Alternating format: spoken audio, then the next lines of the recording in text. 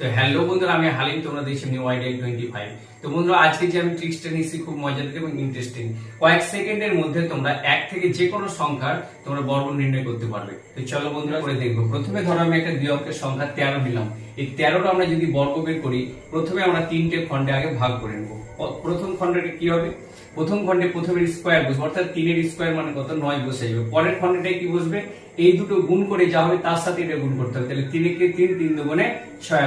প্রথম খণ্ডেও প্রথমের অংশের স্কয়ার বলবো, অর্থাৎ 1 এর স্কয়ার কত বসবে? 1, অর্থাৎ 169।